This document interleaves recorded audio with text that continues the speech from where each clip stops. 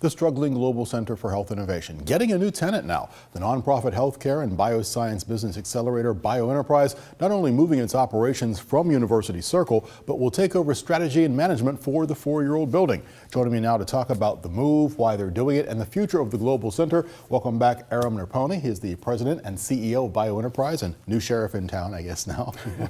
Good to have you back again. Rick, good to see you again.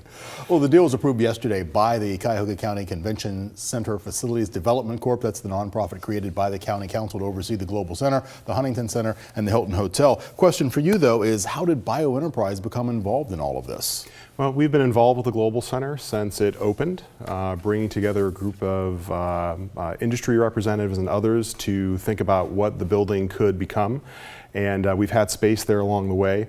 We've also, as we've talked on this show before, had a medical capital innovation competition there, et cetera. So we were part of the search committee when Fred DeGrandis, the previous executive director there, stepped out, and that's really how the conversation got started. Significant responsibilities, though, for your team. It's a really exciting opportunity. The building is a fantastic venue.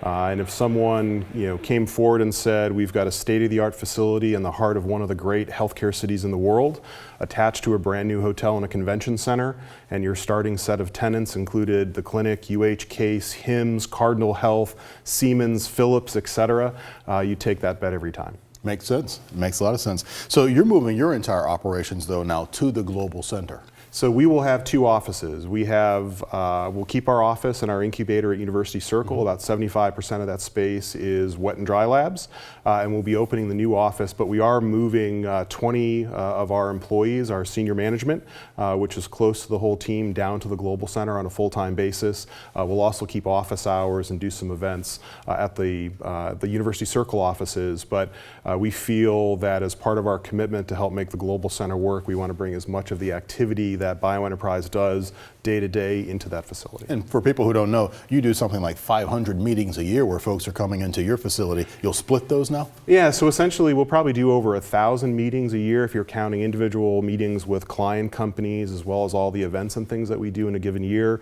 And we're assuming that at least 500 of those will be a transfer with us downtown to the Global Center, and hopefully that'll help add to the level of activity that's already been started there. Okay, and you mentioned the labs that'll stay out there, so they still have access to everything. You're not taking anything away by separating. They'll have the same access to the team that they have now, all the resources. They'll have, the facility itself is not changing.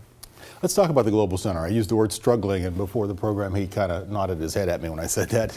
It has been struggling because we kind of designed it as one thing, talking about bringing in new machinery and bringing people together, and then before it really opened, we stepped away from that idea.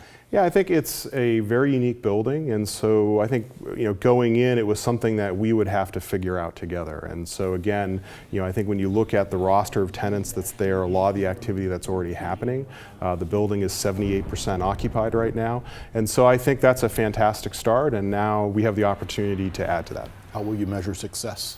So it really comes down to tenancy in the building and the level of activity. I think everyone recognizes that it's a beautiful facility, a lot of good things going on. It's probably quieter than it needs to be, and so really giving a clear purpose to the facility and what needs to be happening there, and inviting more of the community to participate. So not only the tenants, not only the other kind of biomedical and healthcare assets in Northeast Ohio, the community more broadly.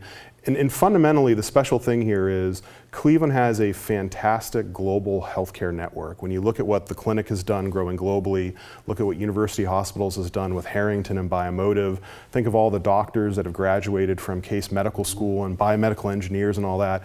There really is a fantastic global network, and we want to bring that directly into Cleveland, right? And have that building be a place where that can be brought together and have a very positive economic impact on what's going on in Cleveland. Taxpayers, we still own the building, though. That's not going to change in any way. No, so essentially there is a portion of the current Global Center budget that we will manage on behalf of the CCC FDC. And those are the dollars that we'll put to work to drive marketing, communications, programming, and tenant engagement. Okay, Aram, good to see you again. Great to see you as well. Good luck with this. Thank you, appreciate it. Okay, we'll have you back at some point.